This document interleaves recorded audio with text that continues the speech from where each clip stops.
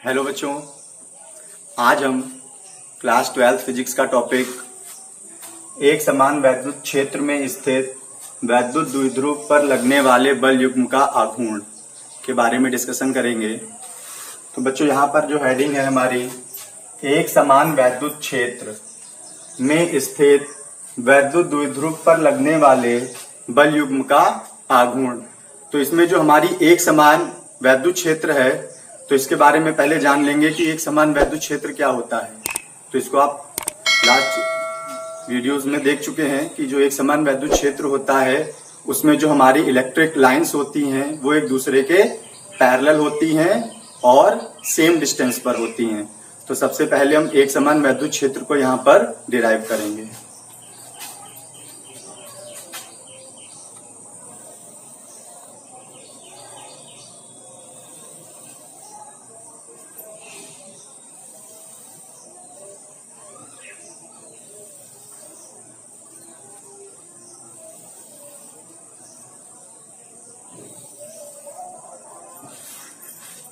ये हमारा बच्चों एक समान वैद्युत क्षेत्र वेक्टर E है। इसमें जो इलेक्ट्रिक लाइन का डायरेक्शन होता है वो हम जानते हैं कि जो वैद्युत बल रेखाएं हैं वो धन आवेश से निकलती हैं और ऋण आवेश में प्रवेश करती हैं। तो यहाँ पर पॉजिटिव होगा और इस डायरेक्शन में यहाँ पर क्या होगा, निगेटिव होगा। तो ये हमारा एक समान वैद्युत क्षेत्र है। अब हम इसमें एक इलेक्ट्रिक डाइपोल को प्लेस कराएंगे। हेडिंग हमारी है एक समान वैद्युत क्षेत्र में स्थित वैद्युत द्विध्रुव। तो हम इसमें एक वैद्युत द्विध्रुव को स्थित कराते हैं किसी एंगल थीटा पर। तो यहाँ पर हम एक वैद्युत द्विध्रुव को प्लेस करा देते हैं थीटा एंगल पर।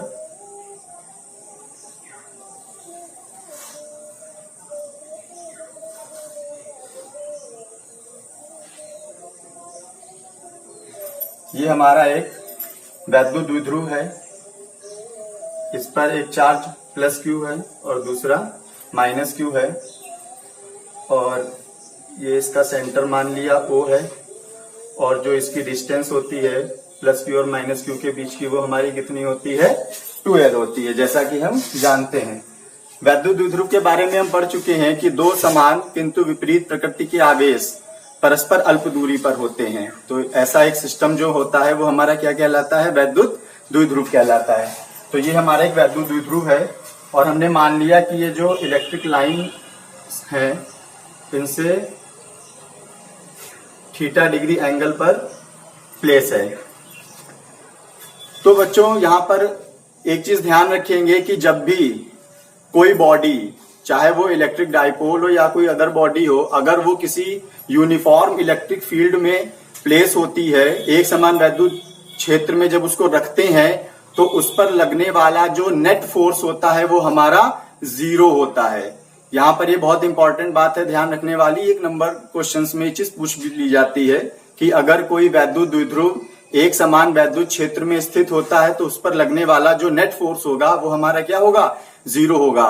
तो आइए देखते हैं वो नेट फोर्स कैसे 0 होगा। इसमें यहाँ पर इलेक्ट्रिक डाइपोल के दो पोल हैं। एक पोल है जिस पर चार्ज हमारा प्लस क्यू है और दूसरा पोल है जिस पर चार्ज हमारा माइनस क्यू है। अब ये जो प्लस क्यू वाला पोल है इस पर एक फोर्स एक्ट करेगा और एक फोर्स माइनस क्यू वाले चार्ज पर एक्ट करेगा। अब जो ये प्लस क्यू वाला चार्ज है इस पर जो फोर्स एक्ट करेगा उसकी डायरेक्शन क्या होगी, तो हम देख सकते हैं कि जो हमारी इलेक्ट्रिक लाइंस ऑफ फोर्स थी, जो हमारी वैद्युत बल रेखाएं थी, यहाँ पर इसमें माइनस का चार्ज होता है और इधर साइड में क्या होता है, प्लस होता है। भाई ये सब पॉजिटिव होते हैं और ये हमारे क्या होते हैं, निगेटिव। तो यहाँ पर पॉजिटिव चार्ज है तो कूलॉम्स लॉ में हम पढ़ चुके हैं कि जो पॉजिटिव चार्ज होता है वो नेगेटिव चार्ज की ओर अट्रैक्ट करता है। मतलब एक अट्रैक्शन फोर्स लगता है पॉजिटिव चार्ज पर जो उसको नेगेटिव चार्ज की ओर क्या करेगा, अट्रैक्ट करेगा। तो इसलिए यहाँ पर जो प्लस क्यू पर फोर्स हमारा अप्लाई होगा, इसका जो डायरेक्शन होगा वो हमारा किस ओर होगा, इधर होगा। मान लिया ये फोर्स हमारा F1 है, वेक्टर F1। सेम इसी तरह से यहाँ पर देख सकते हैं ये माइनस क्यू है और इधर ये प्लस चार्ज है। तो माइनस क्यू जो है वो प्लस की तरफ अट्रैक्ट होगा। तो इसलिए जो माइनस क्यू पर हमारा जो फोर्स एक्ट करेगा उसका direction electric field of line के अपोजिट डायरेक्शन में होगा। तो यहाँ पर जो हमारा इलेक्ट्रिक फोर्स होगा उसका जो डायरेक्शन होगा वो अपोजिट होगा एक समान वैद्युत क्षेत्र के। तो ये हमारा जो फोर्स है इसको हमने लेट कर लिया है वेक्टर F2, ठीक है। अब अगर हम यहां से नेट फोर्स निकालें तो फोर्स का फॉर्मूला हम इससे पहले वीडियो में देख चुके हैं। हमने एक फॉर्मूला पढ़ा था E = F/Q।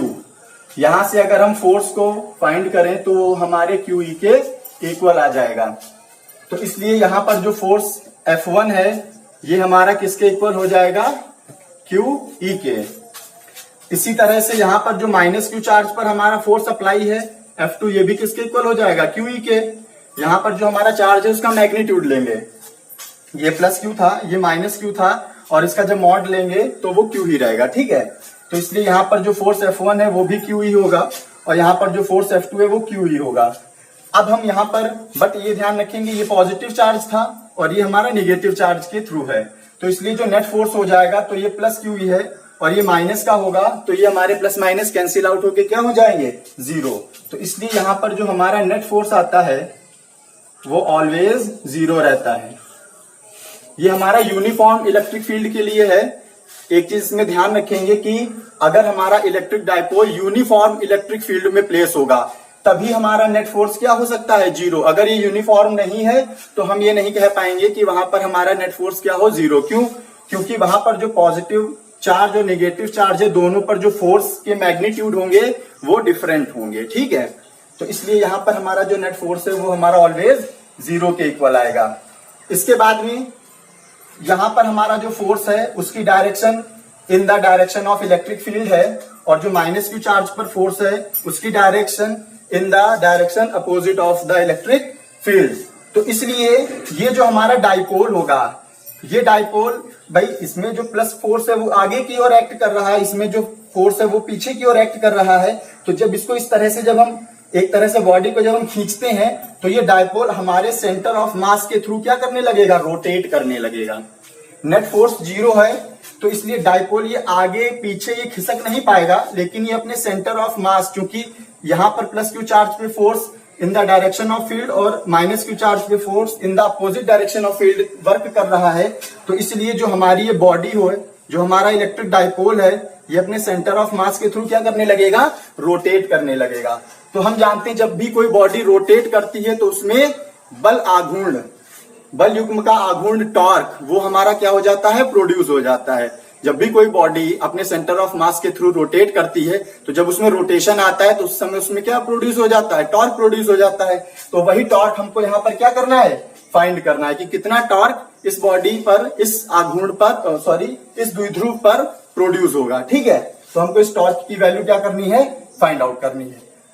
तो इसको अपने ओन वर्ड्स में लिख सकते हैं, जो हमारा फिगर बना हुआ है कि माना एक समान वैद्युत क्षेत्र में कोई वैद्युत द्विध्रुव थीटा डिग्री कोण पर रखा हुआ है और वैद्युत जो हमारा द्विध्रुव है उसके बीच की डिस्टेंस कितनी है, 2L है। ये सब चीजें नोट कर चुके हैं पहले भी लेक्चर में, तो ये सारी चीजें हम अपने ओन वर्ड्स में इसमें क्या कर लेंगे, नोट कर लेंगे, ठीक है। अब हम इसका प्रूफ स्टार्ट करते हैं।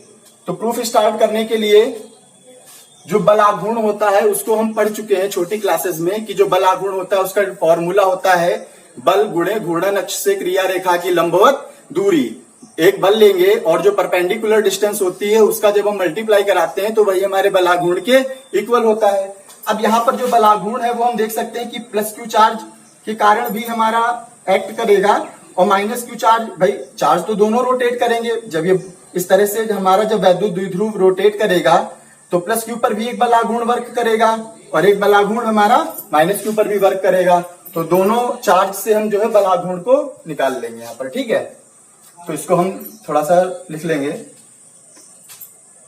सबसे पहले हम फोर्स के बारे में लिख लेते हैं, +Q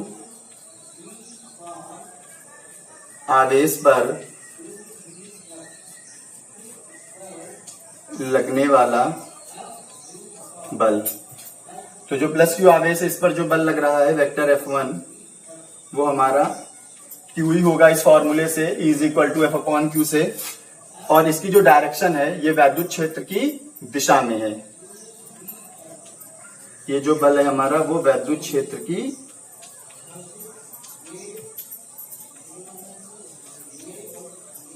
दिशा में लग रहा है। यहां पर हम देख सकते हैं रीजन क्या था वो हम डिस्क्राइब कर चुके हैं। इसके बाद में माइनस क्यू आवेश पर बल लग रहा है वेक्टर F2, माइनस क्यू आवेश पर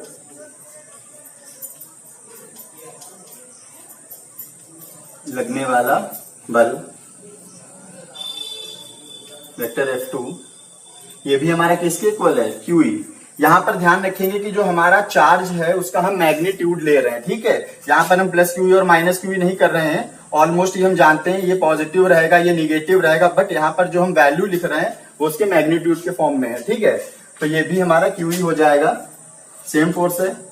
और यहाँ पर जो डायरेक्शन होगी वो वैद्युत क्षेत्र की विपरीत दिशा में ये बल लग रहा है F2, तो यहाँ पर डायरेक्शन हम इसकी लिख लेंगे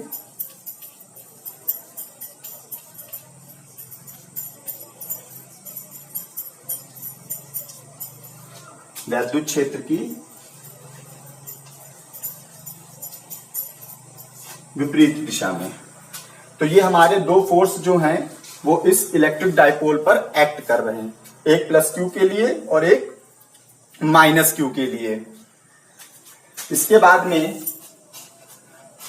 हम प्लस क्यू पर टॉर्क निकालेंगे, मतलब बल आघूर्ण निकालेंगे प्लस क्यू पर, और फिर निकालेंगे माइनस क्यू पर बल आघूर्ण। तो ये दोनों देखो पेयर बन रहे हैं आघूर्ण के, एक प्लस क्यू पर आघूर्ण एक माइनस क्यू पर, तो इसलिए इसको कहा गया है बल युग्म का आघूर्ण। मतलब जो यहाँ पर बल आघूर्ण होगा वो पेयर के फॉर्म में है, एक प्लस क्यू के लिए है और दूसरा माइनस क्यू के लिए है, ठीक है। तो अब हम प्लस क्यू आवेश को घुमाने में जो बल आघूर्ण लग रहा है उसको हम लिख लेते हैं। तो अतः प्लस क्यू आवेश को घुमाने में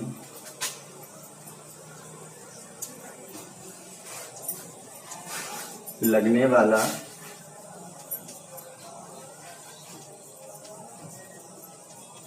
बल आघूर्ण, इसको हम टाउ 1 दे रहे हैं। तो बल आघूर्ण का फॉर्मूला पढ़ चुके हैं, बल गुणे घूर्णन अक्ष से क्रिया रेखा की लंबवत दूरी। तो यहाँ प्लस क्यू पर जो हमारा फोर्स है वो वेक्टर F1 है, और घूर्णन अक्ष से क्रिया रेखा की लंबवत दूरी, तो यहाँ पर जो घूर्णन अक्ष है वो अपने सेंटर ऑफ मास से रोटेट कर रहा है, तो घूर्णन अक्ष एक तरह से देखे तो सेंटर यहां से ली जाएगी। अच्छा, यहाँ पर एक चीज हमने और भी देखी कि यहाँ पर जो दोनों फोर्स हैं वो एक ही क्रिया रेखा पर स्थित नहीं है, मतलब वो सेम लाइन ऑफ एक्शन पर नहीं है। क्यों? यहाँ पर जो प्लस क्यू है फोर्स, प्लस क्यू चार्ज के लिए जो फोर्स वेक्टर F1 है, अगर इसका हम लाइन ऑफ एक्शन देखें तो वो ये है, और दूसरा जो माइनस क्यू चार्ज पर फोर्स हमारा अप्लाइड है F2, उसका लाइन ऑफ एक्शन ये है। मतलब दोनों जो हैं वो इस तरह से डिफरेंट लाइन ऑफ एक्शन पर हैं, सेम लाइन ऑफ एक्शन पर नहीं है। तो जब वो सेम लाइन ऑफ एक्शन पर नहीं है, इसी यही रीजन है कि जो हमारी बॉडी है, जो हमारा डाइपोल है, वो क्या करने लगेगा, रोटेट करने लगेगा, और वो जो फोर्स है वो इसको रोटेट करके जो हमारा वैद्युत क्षेत्र है उसकी दिशा में उसको संरेखित करने का क्या करेगा, कार्य करेगा, जो हमारा बल है, ठीक है। तो इसलिए जो बॉडी है वो हमारी इस तरह से क्या करने लगेगी, जो हमारा डाइपोल है वो रोटेट करने लगेगा। तो इसलिए यहां पर जो लंबवत दूरी होगी, वो लंबवत दूरी हम देख सकते हैं हमारी कौन सी होगी, ये होगी लंबवत दूरी। हमारी जो लंबवत दूरी होगी वो ये होगी। तो इस परपेंडिकुलर डिस्टेंस को जो है हम निकाल लेते हैं क्या होगी। तो इसलिए हम यहां पर देख सकते हैं कि एंगल थीटा है, ज्योमेट्री लगाएंगे, ये एंगल भी हमारा कितना हो जाएगा, थीटा हो जाएगा। यहां पर जो पॉइंट है इसको हम ए लेट कर लेते हैं, इसको बी लेट कर लेते हैं। तो यहां पर हमारा एक राइट एंगल ट्रायंगल फॉर्म हो रहा है AOB। AOB ये हमारा राइट एंगल ट्रायंगल है। तो राइट एंगल ट्रायंगल में यहां पर हमको परपेंडिकुलर की जो वैल्यू है वो फाइंड करनी है, और जो हमारा ये कर्ण है हाइपोटेन्यूज है, इसकी वैल्यू हमको गिवन है। तो परपेंडिकुलर और हाइपोटेन्यूज में रिलेशन किसमें होता है, साइन में होता है। तो इसलिए हम यहां पर साइन थीटा अप्लाई करेंगे। तो यहां साइन थीटा देख सकते हैं, परपेंडिकुलर हमारा AB और अपॉन में जो हमारा ये हाइपोटेन्यूज जिसको कर्ण कहते हैं, ये हमारा क्या है, OB। इसके बाद में AB जो है वो हमें फाइंड करनी है, तो उसको एज इट इज रखेंगे। और इसके बाद में जो हमारी OB डिस्टेंस है, तो टोटल डिस्टेंस हमारी जो डाइपोल है उसकी कितनी होती है, 2L। तो सेंटर से प्लस Q की जो डिस्टेंस है वो L हो जाएगी, और सेंटर से माइनस Q की भी डिस्टेंस L हो जाएगी। तो यहां से हमको जो OB की डिस्टेंस है वो कितनी मिलेगी, L मिलेगी।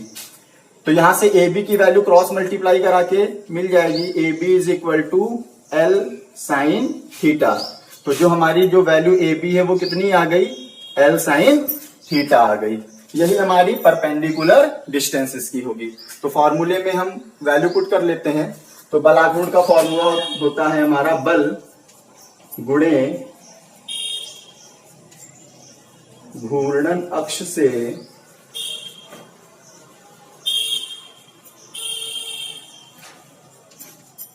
क्रिया रेखा की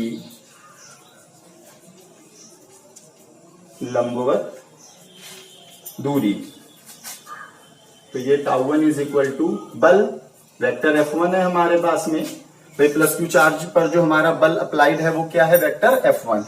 और फिर घूर्णन अक्ष से क्रिया रेखा की जो लंबवत दूरी है वो हमारी AB है, ठीक है। तो यहां पर इंटू में AB लिख लेंगे। वेक्टर F1 की वैल्यू यहां से हम देख सकते हैं, वेक्टर F1 QE के इक्वल है, तो यहां पर वैल्यू पुट कर देंगे तो ये हो जाएगा QE इंटू AB। AB हमने फाइंड किया है, कितना हमारा है, L साइन थीटा। तो जो τ1 है हमारा, इसकी वैल्यू आ गई QE into L sine theta, ठीक है। अच्छा, इसका जो रोटेशन का जो डायरेक्शन है वो क्या है, क्लॉकवाइज या एंटी क्लॉकवाइज, ये भी यहां पर देख लेंगे। तो जो बॉडी हमारी है वो किस तरह से रोटेट करेगी, वो इस तरह से रोटेट करेगी। ये बॉडी है कि इस तरह से क्या करेगी, रोटेट करेगी। मतलब जो डायरेक्शन होगी इसकी वो ये होगी, मतलब क्लॉकवाइज डायरेक्शन में होगी, ठीक है। जब इस तरह से रोटेट करेगी तो इसकी जो डायरेक्शन है वो ये होगी, मतलब क्लॉकवाइज है, ठीक है। तो यहां पर लिख लेंगे क्लॉकवाइज।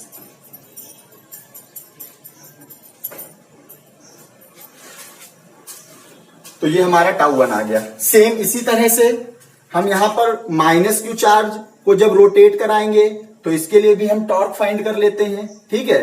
तो माइनस Q चार्ज के लिए टॉर्क देख लेंगे, फाइंड करेंगे। तो माइनस Q आवेश को घुमाने में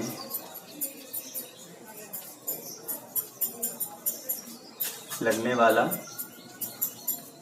बल आघूर्ण। तो इस बलाघूर्ण को हम τ2 लेट कर लेते हैं, is equal to same formula, वही बल गुणे घूर्णन अक्ष से क्रिया रेखा की लंबवत दूरी, F इंटू परपेंडिकुलर डिस्टेंस। तो यहां पर जो हमारा फोर्स अप्लाई है वो क्या है, वेक्टर F2 है, तो ये वेक्टर F2 हो जाएगा इंटू, अब इस Q माइनस Q जो चार्ज है इसके लिए परपेंडिकुलर डिस्टेंस हम देख लेंगे। तो भाई माइनस Q चार्ज है और जो हमारी घूर्णन अक्ष है वो हमारा क्या है, सेंटर O है। तो यहां से और माइनस Q चार्ज के लिए जो परपेंडिकुलर डिस्टेंस लंबवत दूरी होगी वो कौन सी मेजर की जाएगी, भाई ये तो की नहीं जाएगी, ये तो परपेंडिकुलर डिस्टेंस नहीं है। परपेंडिकुलर डिस्टेंस हमारी यहां पर ये मिलेगी, ये हमारी परपेंडिकुलर डिस्टेंस होगी।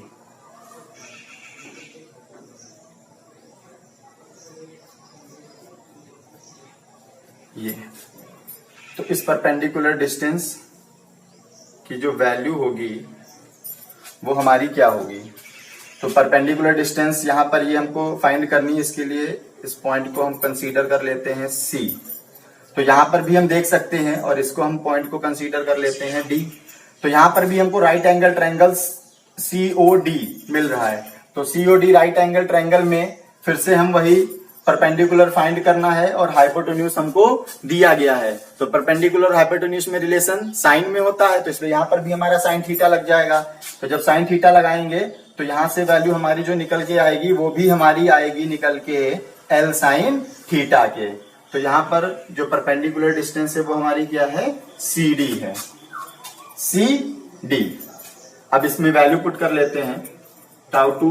तो F2 की वैल्यू हम देख सकते हैं QE थी हमारी इनटू और CD की वैल्यू कितनी आएगी L sine theta. Same process यही रहेगा इसका, ठीक है। साइन थीटा लगाएंगे, परपेंडिकुलर हमारा हो जाएगा CD अपॉन में हाइपोटेन्यूज हो जाएगा OD। OD की वैल्यू L है, CD की वैल्यू फाइंड करनी है, क्रॉस मल्टीप्लाई कराएंगे तो CD इज इक्वल टू आ जाएगा L साइन थीटा के, ठीक है। तो ये हमारा आ गया, इसको इक्वेशन 2 मान लेंगे। अच्छा, जो चार्ज माइनस क्यू रोटेट कर रहा है इसकी डायरेक्शन देख लेते हैं कि ये क्लॉकवाइज करेगा या एंटी क्लॉकवाइज करेगा। तो बॉडी हमारी, ये जो हमारा डाइपोल है ये हमारा इस तरह से रोटेट कर रहा था, ठीक है। मतलब यहां पर ये इस डायरेक्शन में क्लॉकवाइज में था और ये भी इस डायरेक्शन में रोटेट कर रहा है। इसकी भी डायरेक्शन कौन सी है, ये है। मतलब ये भी हमारा क्लॉकवाइज डायरेक्शन में रोटेट कर रहा है, इसकी भी डायरेक्शन क्या हो जाएगी क्लॉकवाइज, ठीक है। तो ये हमारा इक्वेशन 2 हो गई। अब हम यहां पर जो नेट टॉर्क होगा उसको हम फाइंड कर लेंगे। तो देखा हमने टॉर्क 1 टाउ 1 की value Q into L sine theta है और डायरेक्शन क्लॉकवाइज है। टॉर्क टाउ 2 की वैल्यू भी Q into L sine theta है और इसका भी डायरेक्शन क्या है क्लॉकवाइज है। तो जब इसको हम वेक्टर एडिशन में ले जाएंगे तो दोनों टॉर्क हमारे क्या हो जाएंगे, ऐड हो जाएंगे, क्योंकि दोनों की डायरेक्शन क्या है, सेम है। ये भी क्लॉकवाइज है, ये भी क्लॉकवाइज है। जब वेक्टर एडिशन करेंगे दोनों का, जब हम नेट टॉर्क निकालेंगे तो इन दोनों का वेक्टर एडिशन करेंगे तो वेक्टर एडिशन में दोनों की डायरेक्शन चूंकि सेम है तो इसलिए दोनों क्या हो जाएंगे, टॉर्क ऐड हो जाएंगे हमारे। तो इसलिए हम यहां पर नेट टॉर्क निकाल लेंगे। यहां पर net torque tau, net torque tau is equal to हो जाएगा vector tau 1 plus vector tau 2। ये भी क्लॉकवाइज है और टॉर्क टाउ 2 जो है ये भी हमारा क्या है, क्लॉकवाइज। तो इसलिए दोनों वेक्टर एडिशन जब करेंगे तो ये क्या हो जाएंगे, ऐड हो जाएंगे। तो टाउ इज इक्वल टू आ जाएगा, टाउ 1 की वैल्यू थी हमारी QE into L sine theta plus tau 2 की वैल्यू भी हमारी थी QE into L sine theta. Add होके 2 टाइम्स हो जाएगा, सेम वैल्यू है। तो tau is equal to 2 QE into L sine theta हो जाएगा। इसको हम कुछ इस तरह से भी अरेंज कर सकते हैं कि Q और 2L, ये Q क्वांटिटी और ये 2L हमने एक पास लिख लिया और फिर ये हमारा रिमेनिंग है E साइन थीटा। तो ये हमारा टॉर्क जो नेट है, टॉर्क टाउ, इसकी वैल्यू हमारी आ गई। अब हम यहां पर Q इंटू 2L, तो ये हम पढ़ चुके हैं कि जो Q इंटू 2L है ये हमारा डाइपोल मोमेंट होता है। वैद्युत द्विध्रुव आघूर्ण इसको कहते हैं। वैद्युत द्विध्रुव आघूर्ण को हम T से रिप्रेजेंट करते हैं, P is equal to Q into 2L। ये हम इसके पहले लेक्चर में पढ़ चुके हैं। तो इसलिए हम Q इंटू 2L के प्लेस पर वैल्यू P पुट कर देंगे। तो ये हो जाएगा P E साइन थीटा। यहां पर हम जानते हैं कि P is equal to Q into 2L के होता है, ये डाइपोल मोमेंट है, ठीक है। तो ये वैल्यू हमारी आ गई P E साइन थीटा। अच्छा, यहां पर जो नेट टॉर्क है इसका जो रोटेशनल डायरेक्शन होगा वो क्या होगा। तो यहां पर हमने देखा कि टॉर्क 1 का भी क्लॉकवाइज था, टॉर्क 2 का भी क्लॉकवाइज था। तो जो नेट टॉर्क होगा इसका भी डायरेक्शन क्या होगा, क्लॉकवाइज, ठीक है। तो ये भी हमारा क्लॉकवाइज डायरेक्शन में वर्क करेगा, clockwise.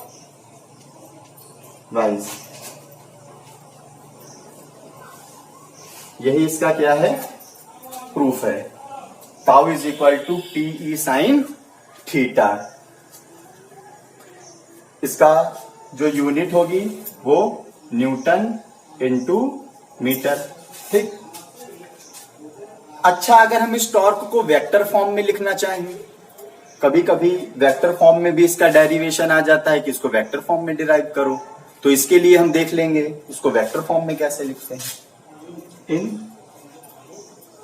Vector form. Tau is equal to, अब पीई साइन थीटा को हम दो तरह से लिख सकते हैं। यहां पर साइड में देखेंगे, अगर हमारे पास में हो vector P cross vector E, तो ये हमारा पीई साइन थीटा हो जाता है। और अगर vector E cross vector P हो तो ये भी हमारा ईपी साइन थीटा हो जाता है। मतलब दोनों की वैल्यू सेम है, चाहे पीई साइन थीटा का हो चाहे ईपी साइन थीटा का हो, दोनों वैल्यू सेम है। ठीक है, तो इसको हम पी क्रॉस ई लिख सकते हैं या ई क्रॉस पी लिख सकते हैं। अच्छा, एक चीज तो बच्चों जानते ही हैं हम कि पी क्रॉस ई क्रॉस पी के इक्वल नहीं होता। ये हम लास्ट ईयर फर्स्ट ईयर में पढ़ चुके हैं कि जो हमारे क्रॉस प्रोडक्ट होते हैं, A cross B is not equal to B cross A. Dot product same होते हैं बट क्रॉस प्रोडक्ट सेम नहीं होते हैं। ठीक है, क्योंकि डायरेक्शन चेंज हो जाती है दोनों में। तो इसलिए अब हम पीई साइन थीटा को पी क्रॉस ई लिखें या ई क्रॉस पी लिखें, ये हमारे पास में सबसे बड़ा क्वेश्चन है। तो इसको हम देख लेंगे। यहां पर जो हमारा थीटा एंगल है, ये थीटा एंगल किन किन क्वांटिटी के बीच में मेक हो रहा है, सबसे पहले इसको हम देख लेते हैं। तो यहां पर जो एंगल थीटा है वो ये हमारी इलेक्ट्रिक फील्ड ई है और ये हमारा डायरेक्शन किसका है, डाइपोल का डायरेक्शन है। मतलब जो थीटा एंगल है वो इलेक्ट्रिक फील्ड ई और जो डाइपोल पी है उसके बीच में बन रहा है। ठीक है, तो यहां पर हम देख सकते हैं where theta is the angle between vector P and vector E. Figure में देख सकते हैं कि जो थीटा एंगल हमारा है वो डाइपोल की डायरेक्शन ये होगी माइनस से प्लस क्यू के लिए। ठीक है, तो वेक्टर पी और इलेक्ट्रिक फील्ड की डायरेक्शन ये है हमारी। ठीक है, वेक्टर ई, तो पी और ई के ही बीच में हमारा जो थीटा एंगल है वो बन रहा है। ठीक, अब हमको यहां पर ये पता लगाना था कि हम इसको पी क्रॉस ई लिखें या ई क्रॉस पी लिखें। तो इस फिगर को हम अलग से थोड़ा सा बना लेंगे। यहां पे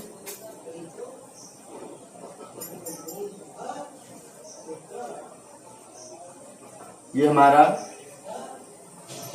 वेक्टर पी है और ये हमारा वेक्टर ई है और इसके बीच में एंगल बन रहा है कितना, थीटा। ठीक है, तो अब हम क्या करते हैं, इस की डायरेक्शन को फाइंड करने के लिए कि पी क्रॉस ई होगा या ई क्रॉस पी होगा। यहां पर जो हमारा टॉर्क है उसकी डायरेक्शन क्या थी, क्लॉकवाइज। हमारे टॉर्क की डायरेक्शन क्या है, क्लॉकवाइज। तो अगर यहां से डायरेक्शन क्लॉकवाइज जिसमें मैच करेगी, अगर पी क्रॉस ई की डायरेक्शन क्लॉकवाइज होगी तो फिर हमारा जो tau is equal to PE sine theta है इसका वेक्टर फॉर्म हो जाएगा पी क्रॉस ई। अगर पी क्रॉस ई में हमारी डायरेक्शन क्लॉकवाइज आ रही है तो इसका मतलब जो टॉर्क है उसका vector form vector P cross vector ई हो जाएगा।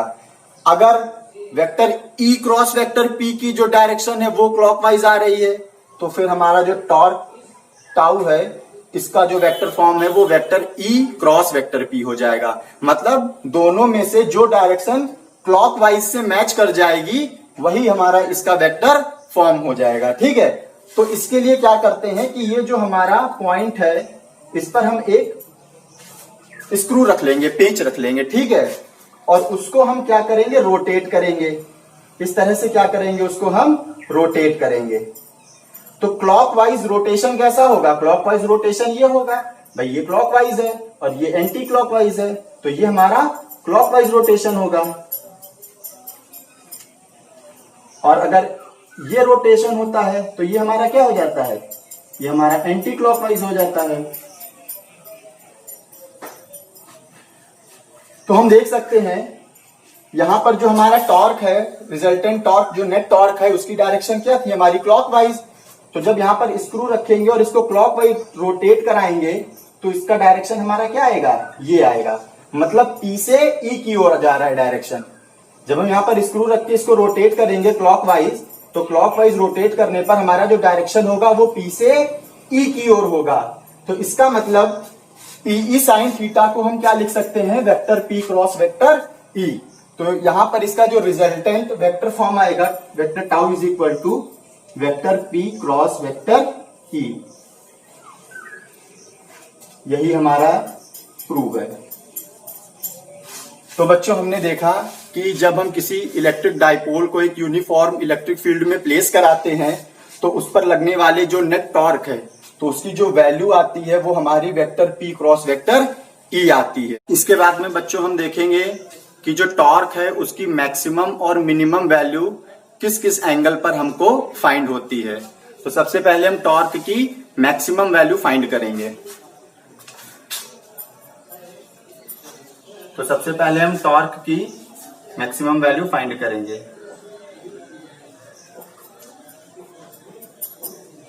टाउ का अधिकतम मान। तो हमने टॉर्क के लिए एक फॉर्मूला डिराइव किया था अभी, tau is equal to PE sine theta. तो यहां पर जो P है वो डाइपोल मोमेंट है, वो हमारा जो इलेक्ट्रिक डाइपोल है उसका कांस्टेंट होता है। इसके बाद में यूनिफॉर्म इलेक्ट्रिक फील्ड है E, ये भी हमारी क्या होगी, कांस्टेंट होगी। तो यहां पर जो वेरिएबल है वो हमारा क्या है, साइन थीटा। मतलब जो टॉर्क टाउ होगा वो डिपेंड किस पर करेगा, साइन थीटा पर करेगा। तो अगर टाउ मैक्सिमम फाइंड करना है तो उसके लिए साइन थीटा भी हमारा क्या होना चाहिए, मैक्सिमम होना चाहिए। यहां से अगर टाउ को हमें मैक्सिमम फाइंड करना है इट मींस हमारा साइन थीटा भी क्या होना चाहिए, मैक्सिमम होना चाहिए। तो साइन थीटा की जो मैक्सिमम वैल्यू होती है वो हमारी क्या होती है, 1। हम पढ़ चुके हैं कि जो साइन थीटा की मैक्सिमम वैल्यू है वो 1 है और साइन थीटा की जो मिनिमम वैल्यू है वो क्या है, 0। तो इसलिए साइन थीटा की मैक्सिमम वैल्यू 1। अच्छा, साइन थीटा 1 कितने डिग्री पर होता है, theta is equal to 90 degree पर। तो इसलिए यहां से जो थीटा की वैल्यू आएगी वो कितनी आएगी, 90 डिग्री। इट मींस हमारा टाउ मैक्सिमम तब होगा जब हम इलेक्ट्रिक डाइपोल को यूनिफॉर्म इलेक्ट्रिक फील्ड के परपेंडिकुलर प्लेस कराएंगे। इसका मतलब जैसे हमारी ये यूनिफॉर्म इलेक्ट्रिक फील्ड है और इसमें हम डाइपोल को फील्ड के परपेंडिकुलर अगर प्लेस करा देते हैं इस तरह से, मान लिया माइनस क्यू है प्लस क्यू है और बीच की डिस्टेंस कितनी है, 2l। तो अगर ये परपेंडिकुलर 90 डिग्री पर प्लेस करा देते हैं अगर हम डाइपोल को इलेक्ट्रिक फील्ड के, तो इस यहां पर जो हमारा इसका टॉर्क होगा इलेक्ट्रिक डाइपोल का वो हमारा क्या हो जाएगा, मैक्सिमम हो जाएगा। ठीक है, तो theta is equal to 90 degree पर। तो यहां पर मैक्सिमम वैल्यू निकाल लेंगे टॉर्क की। तो टाउ मैक्सिमम हो जाएगी पीई इंटू साइन 90। तो हमारा जो टाउ मैक्सिमम होगा वो किसके इक्वल आ जाएगा, पी ई के। तो ये हमारा मैक्सिमम टॉर्क होगा। इसके बाद में सेकंड जो हमारी कंडीशन है उसमें हम देखेंगे कि जो हमारा टॉर्क है वो मिनिमम कितने एंगल पर होगा।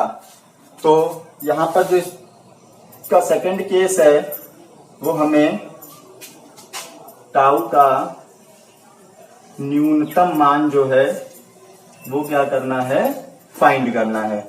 तो यहां पर भी हम देख सकते हैं कि टॉर्क मिनिमम तब होगा जब साइन थीटा भी हमारा क्या हो जाएगा, मिनिमम हो जाएगा। ठीक है, तो साइन थीटा की मिनिमम वैल्यू कितनी होती है, 0 होती है। इसकी मिनिमम वैल्यू कितनी होती है, 0। तो इट मींस थीटा कितना आ जाएगा, 0 आ जाएगा।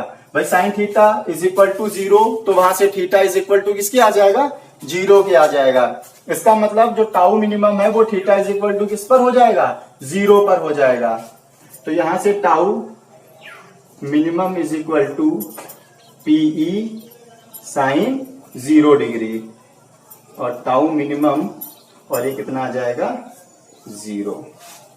तो यहां से जो हमारा टॉर्क है उसकी मिनिमम वैल्यू कितनी आएगी, 0 आएगी और जो टॉर्क की मैक्सिमम वैल्यू आएगी वो कितनी आएगी, पीई आएगी। तो बच्चों आई होप आपको आज का जो ये टॉपिक है ये बहुत अच्छे से क्लियर हो गया होगा। अगर आपके कोई डाउट है तो आप कमेंट में जाकर अपने डाउट को क्वेरी कर सकते हैं। अगर आपको ये वीडियो अच्छे से समझ में आई हो तो इस वीडियो को लाइक करें। हमारे चैनल पर अगर नए हैं तो चैनल को सब्सक्राइब करें और इस वीडियो को शेयर करें, ताकि जो हमारे नीडी पर्सन है उन तक ये वीडियो आसानी से पहुंच सके। धन्यवाद।